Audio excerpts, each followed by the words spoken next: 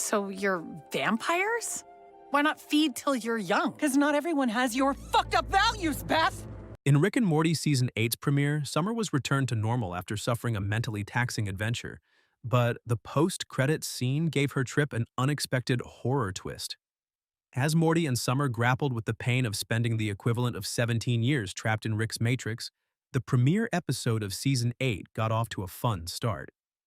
I didn't anticipate such a somber opening, even though Rick and Morty hinted at an Easter episode in the Citadel's return.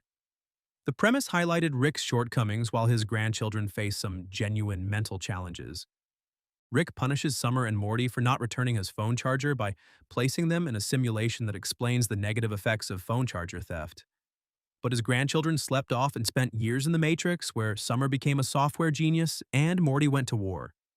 Given everything they had gone through, this made it exceedingly difficult for them to acclimate to regular adolescence. Although the title of the first episode of Rick and Morty Season 8 gave some indication that the plot would be tense, I definitely didn't expect the post-credits bombshell. Summer and Beth's pottery class was actually run by vampires the entire time.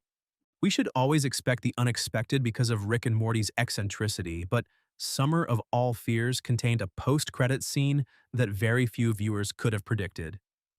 In an effort to find acceptance after a fight with Beth, Summer moved out and enrolled in a pottery class in Santa Fe.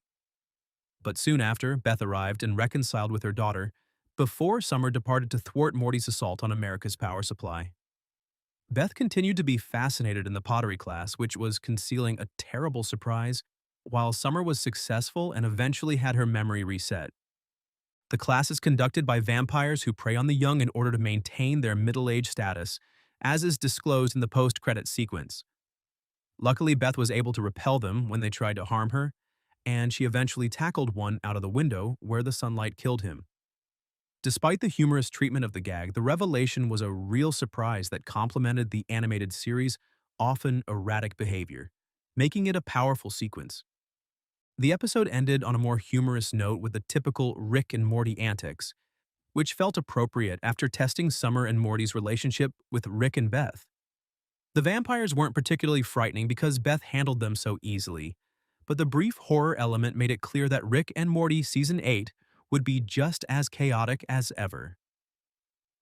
Summer of All Fears gets Rick and Morty. Season 8's post-credits gags off to a good start. Rick and Morty's post-credits antics are always entertaining, and Season 8 has gotten off to a thrilling start. Beth's last comment was among the best in the entire debut, and even though it seemed a bit improbable, the Santa Fe group's position as vampires gave the episode a comic payoff. "The sun turns you to dust and you pick Santa Fe?" Beth said frankly when the lead vampire crumbled under the sun. Her sarcastic tone certainly helped sell the humor. "That's on you." Given that Space Beth will make a comeback in Rick and Morty Season 8, it was also fantastic to see Beth given the limelight. The post-credits scene's seamless integration with the main plot further served to highlight this. These jokes appear to become better with each episode and provide viewers an incentive to stay until the very end of each one, assuming the rest of the season can do the same. Because of this, I'm already looking forward to the adventure next week, which should build on Rick and Morty Season 8's strong start.